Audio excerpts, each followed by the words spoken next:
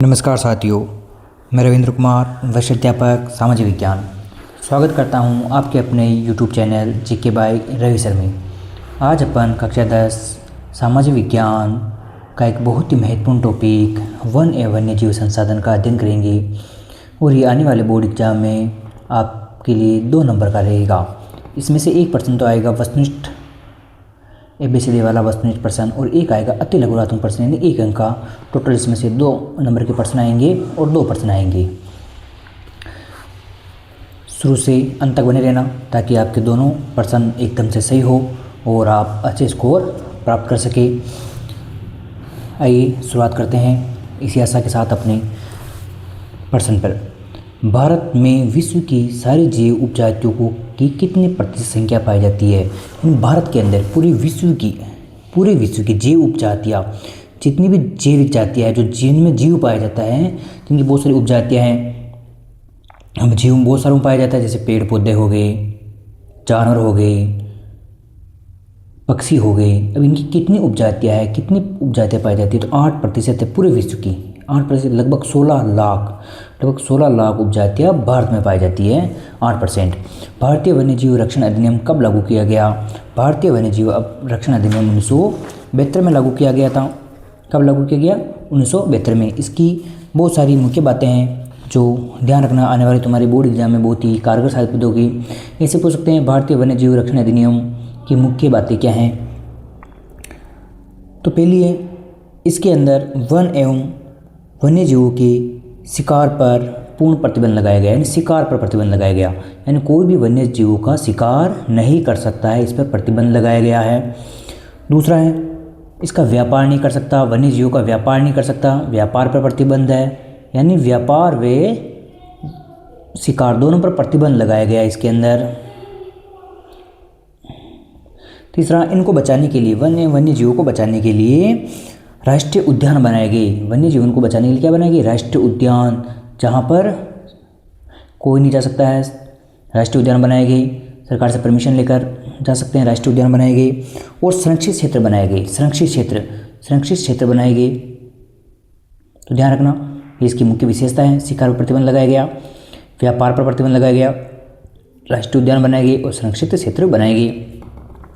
Project tiger की शुरुआत कब हुई? प्रोजेक्ट टाइगर यानी बाघ बचाने के लिए जो प्रोजेक्ट टाइगर चलाया गया, उसकी शुरुआत कब हुई? तो 1973 में हुई। 1973 में प्रोजेक्ट टाइगर की शुरुआत हुई है। कार्बेट राष्ट्रीय उद्यान भारत के किस राज्य में है? कार्बेट राष्ट्रीय उद्यान उत्तराखंड में है। कहाँ पर है? उत्तराखंड में। सुंदरबन राष्ट्रीय उद्यान भारत के किस राज्य में? सुंदरबन राष्ट्रीय उद्यान कहाँ पर है? पश्चिम बंगाल के अंदर। ध्यान रखना साथियों, यहाँ पर सुंदरबन का डेल्टा भी है। किसका डेल्टा है? सुंदरबन का डेल्टा, जो गंगा नदी पर बना हुआ है। भारत का सबसे बड़ा डेल्टा है। भारत का सबसे बड़ा डेल्टा है सुंदरबन का डेल्टा, जो गंगा नदी के किनारे बनाया गया है। सुंदरबन डेल्टा कहाँ पर है? पश्चिम बंगाल में। बांधवगढ़ राष्ट्रीय उद्यान कहाँ पर है? मध्य प्रदेश के अंदर है बांधवगढ़ राष्ट्रीय उद्यान। सरिस्का बाघ रिजर्व किस राज्य में स्थित है? तो सरिस्का बाघ रिजर्व राजस्थान में है। राजस्थान के अलवर जिले के अंदर। कहाँ पर है? राजस्थान के अलवर जिले के अंदर सरिस्का बाघ रिजर्व है। पेरियार बाघ परियोजना किस राज्य में है? पेरियार बाघ परियोजना केरल के अंदर है। कहाँ पर है साथियों? पेरियार बाघ परियोजना केरल के अंदर। काजीरंगा राष्ट्रीय उद्यान किस राज्य में स्थित है? तो काजीरंगा राष्ट्रीय उद्यान असम में है। कहाँ पर है? असम राज्य के अंदर है काजीरंगा राष्ट्रीय उद्यान। भारत के किस राज्य में स्थायी वनों के अंदर सबसे अधिक क्षेत्र है? किस राज्य में स्थायी वनों का, यानी सबसे ज़्यादा वन कहाँ पर है? तो मध्य प्रदेश के अंदर है। कहाँ पर है साथियों? मध्य प्रदेश में।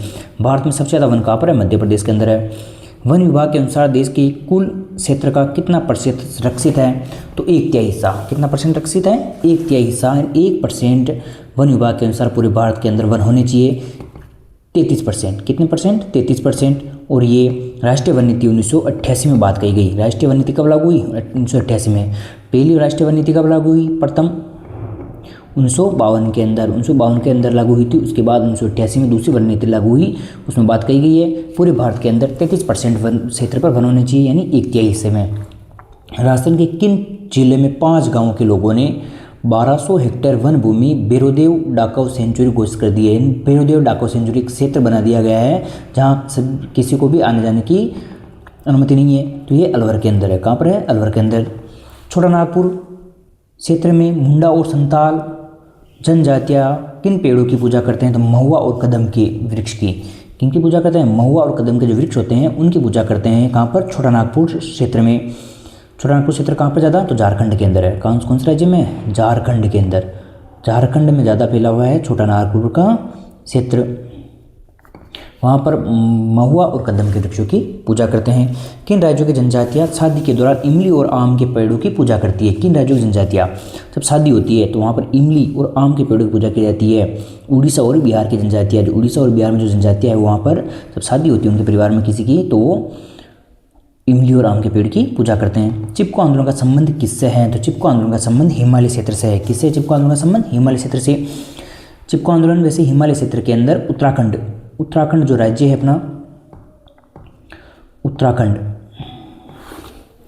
उत्तराखंड राज्य के अंदर चिपको आंदोलन की शुरुआत हुई थी 1973 के अंदर। कब हुई थी चिपको आंदोलन की शुरुआत? 1973 के अंदर।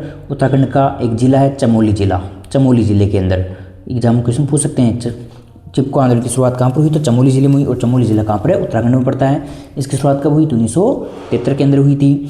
पेड़ों को बचाने के लिए, किसको बचाने के लिए? पेड़ों को बचाने के लिए वहाँ के जो स्थानीय निवासी थे वो क्या करते थे? पेड़ों के चिपक जाते थे, ताकि जो पेड़ काटने को आए तो उन्हें लगता था भाई हम पेड़ों को काटेंगे तो इन मनुष्यों को भी हमें काटना पड़ेगा। इससे चिपको आंदोलन की शुरुआत हुई थी। ध्यान रखना, जो चिपको आंदोलन है उससे पहले राजस्थान के अंदर 1730 के अंदर एक बहुत ही बड़ा घटना हुई थी, बहुत ही बड़ी घटना पूरे विश्व में।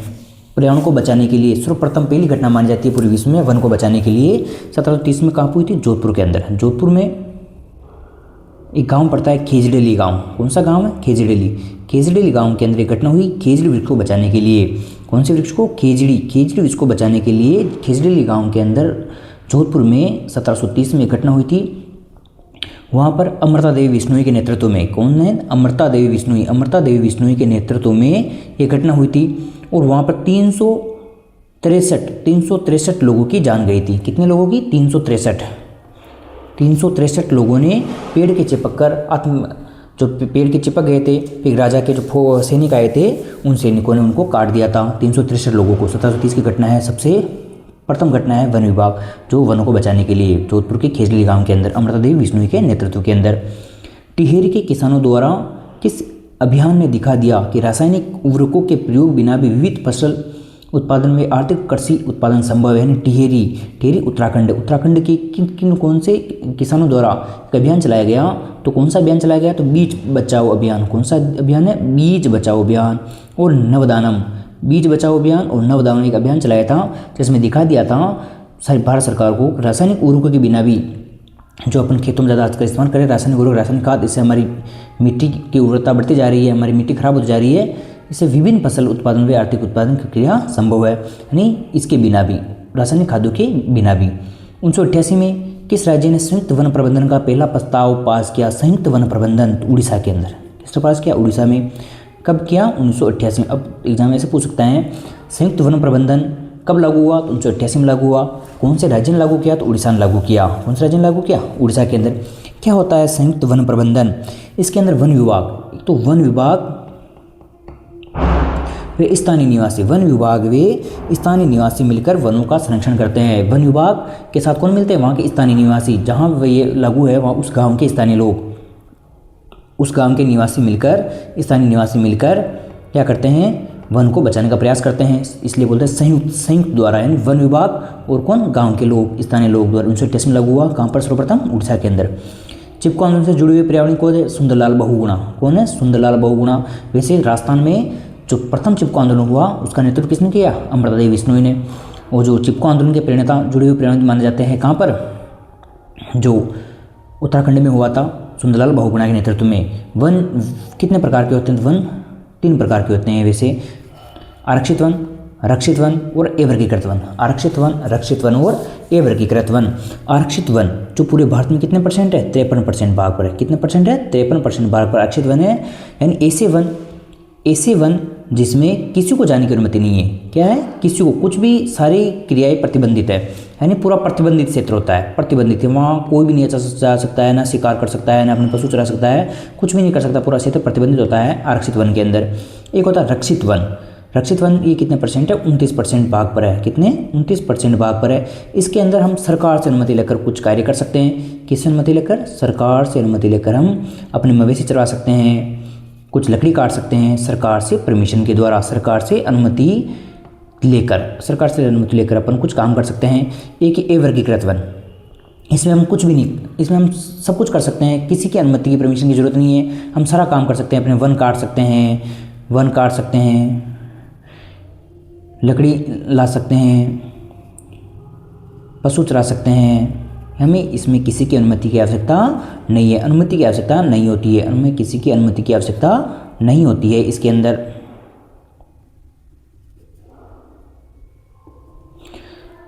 तो वन कितने प्रकार के होते हैं, 3 प्रकार के। आरक्षित वन है, इसमें ये पूरा प्रतिबंधित क्षेत्र होता है, इसमें किसी को जाने की अनुमति नहीं है। एक रक्षित वन है, इसमें सरकार से परमिशन लेकर अपन जा सकते हैं। एक होते हैं वर्गीकृत वन, इसमें हमें किसी की परमिशन लेने की आवश्यकता नहीं होती है, अपन सारा काम इसके अंदर कर सकते हैं।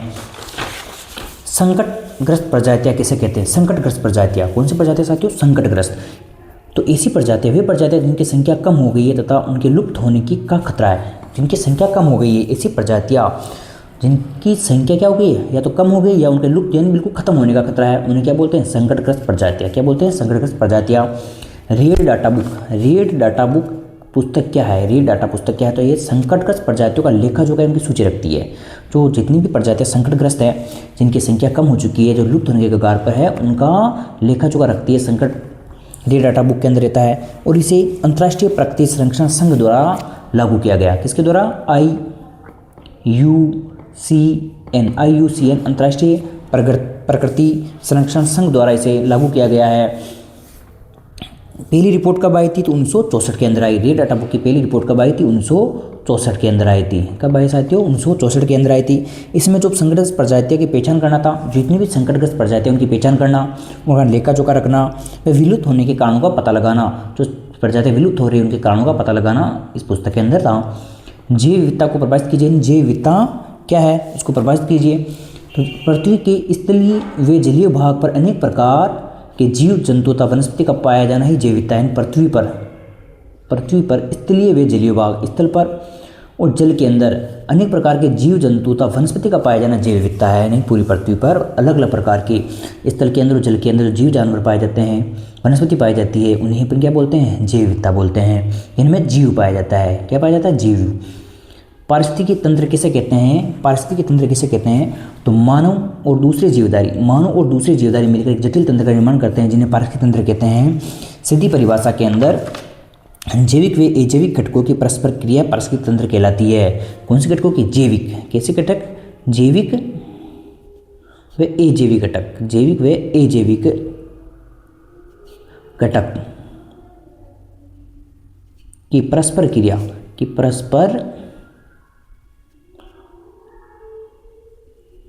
क्रिया क्या कहलाती है, पारिस्थितिकी तंत्र कहलाती है।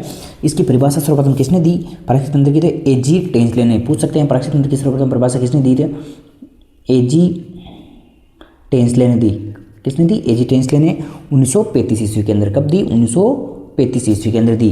जैविक व अजैविक घटक की पारस्परिक क्रिया। जैविक घटक जिनमें जीव पाए जाते हैं, जैविक घटक क्या है, जिनमें जीव पाया जाता है, जैसे पेड़ पौधे हो गए, पेड़ पौधे हैं, जानवर है, ऐसे सभी जिनमें जीव पाए जाते हैं जैविक घटक। और अजैविक घटक जिनमें जीव नहीं पाया जाता है, जैसे सूर्य हो गया, सूर्य है, प्रकाश है, मिट्टी है, जल है, खनिज है, इनमें जीव नहीं पाया जाता है, वो क्या होते हैं, अजैविक घटक, जो कि इनकी पारस्परिक क्रिया होती है, उन्हें क्या बोलते हैं, पारिस्थितिक तंत्र बोलते हैं। वनों और वन्य जीव का संरक्षण करना क्यों आवश्यक है, वनों का और वन में रहने वाले जीव उनका संरक्षण करना क्यों आवश्यक है। वन और वन्य जीवन के संरक्षण से पारिस्थितिकी विविधता बनी रहती है, पारिस्थितिक तंत्र बना रहता है, जो अपनी इकोसिस्टम है, जो अपनी पृथ्वी है वो बनी रहती है, उसका संतुलन बना रहता है वन और वन्य जीव के संरक्षण से। तथा हमारे जीवन साध्य संसाधन जल, वायु और मृदा बने रहते हैं। हमारे जीवन के जो सबसे अनमोल संसाधन हैं, जल, वायु और मृदा, ये क्या रहते हैं, बने रहते हैं। भारत में जैव विविधता को कम करने वाले 2 कारक बताइए। जैव विविधता, जो भारत में जैव विविधता है, जो जीव की घटने के जो 2 कारक है, जीव क्यों घट रहे हैं उसके क्या कारक हैं, तो वन्य जीवों के आवास का विनाश होना। जो वन्य जीव हैं, जो वन में रहने वाले जीव, उनकी आवास का क्या हो रहा है, लगातार विनाश हो रहा है। अपन पेड़ काटते जा रहे हैं, इससे क्या हो रहा है, पारिस्थितिक तंत्र खत्म हो रहा है, अपना इकोसिस्टम खत्म हो रहा है। जो पर्यावरण प्रदूषण है वो भी इसका ही कारण है। ग्लोबल वार्मिंग, तेज धूप हो रही है, वो भी इसका ही कारण है, जैव विविधता का खतरा होने का। जंगली जानवरों के मारना व आकटन, जंगली जानवरों के मारना व आकटन से भी जैव विविधता कम होती जा रही है। एक है पर्यावरण प्रदूषण, जो पर्यावरण प्रदूषण हो रहा है इसकी वजह से भी। भारत में किन्हीं 2 बाघ आरक्षित परियोजना के नाम बताइए। बाघ आरक्षित, जहाँ पर बाघ आरक्षित है, जहाँ पर किसी मनुष्य को जाने की परमिशन नहीं है, वहाँ के बाघ विचरण करते हैं। इसी परियोजना, एक तो कार्बेट राष्ट्रीय उद्यान जो कहाँ पर है, उत्तराखंड के अंदर कार्बेट राष्ट्रीय उद्यान है। एक है सुंदरबन राष्ट्रीय उद्यान, क्या है, सुंदरबन राष्ट्रीय उद्यान जो कहाँ पर है, पश्चिम बंगाल के अंदर है। तो मेरा एक प्रश्न है, कमेंट बॉक्स में उत्तर देना। राजस्थान में बाघ परियोजना कौन सी है, कहाँ पर, राजस्थान में।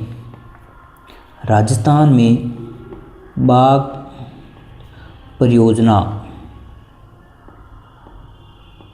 कौन सी है, राजस्थान में बाघ परियोजना कौन सी है, इसका कमेंट बॉक्स में उत्तर देना। राजस्थान में बाघ परियोजना। चिपको आंदोलन का महत्व बताइए। चिपको आंदोलन तो हिमालय प्रदेशों में वनों की कटाई रोकना तथा सामुदायिक वनीकरण करना आदि कार्य चिपको आंदोलन के अंतर्गत आते हैं। जो हिमालय क्षेत्र के अंदर, जो हिमालय क्षेत्र हैं जहाँ पर्वतीय पर्वत है, वहाँ पर वनों की कटाई को रोकना, वन को जो काटते हैं उसको रोकना तथा सामुदायिक वनीकरण करना, पूरे समाज के द्वारा वनीकरण करना, वन लगाना आदि कार्य चिपको आंदोलन के अंतर्गत किए जाते हैं। राजस्थान में विश्नोई समुदाय का अभिन्न हिस्सा किन जीव जंतुओं को माना जाता है। राजस्थान में तुम्हें पता होगा सबसे ज़्यादा जीवों को मानने वाला समुदाय कौन सा है, विश्नोई समुदाय। कौन सा है, विश्नोई समुदाय सबसे ज़्यादा जीवों को मानता है। वो कौन कौन से उनके जीवों को ज़्यादा महत्व देता है, तो एक तो काला हिरण को, और चिंकारा, नीलगाय, मोर, यानी विष्णु समुदाय सबसे ज़्यादा काला हिरण को महत्व देता है, चिंकारा और नीलगाय व मोर को ज़्यादा महत्व देता है। संयुक्त वन प्रबंधन क्या है, वन विभाग के अंतर्गत संयुक्त वन प्रबंधन, यानी वन विभाग के अंतर्गत, कौन से विभाग, वन विभाग के अंतर्गत संयुक्त वन प्रबंधन शहरी वनों के बचाव के लिए कार्य करता है। इसमें गाँव के स्तर पर संस्थाएं बनाई जाती है जिनमें ग्रामीण और वन विभाग के अधिकारी संयुक्त रूप से कार्य करते हैं। गाँव, स्थानीय लोग, कौन, स्थानीय लोग, स्थानीय लोग व वन विभाग मिलकर वनों को बचाने का कार्य करते हैं। उसे क्या बोलते हैं अपन, संयुक्त वन प्रबंधन बोलते हैं। कब से इसकी शुरुआत मानी जाती है, 1988 के अंदर। कहाँ पर सर्वप्रथम शुरुआत हुई, उड़ीसा राज्य के अंदर इसकी शुरुआत हुई। अगर दोस्तों ये तुम्हें लेसन जो मैंने तुम्हें बताया है अच्छा लगा है तो अपने दोस्तों के साथ शेयर करना और चैनल को सब्सक्राइब करना और ऐसे ही प्यार बनाए रखना। और इस प्रश्न का तुम्हें कमेंट बॉक्स में उत्तर देना है। राजस्थान में बाघ परियोजनाएं कौन सी है या कौन कौन सी है, इसका तुम्हें जवाब देना है। ऐसे प्रेम प्यार बनाए रखना। जय हिंद, जय भारत, जय जय राजस्थान।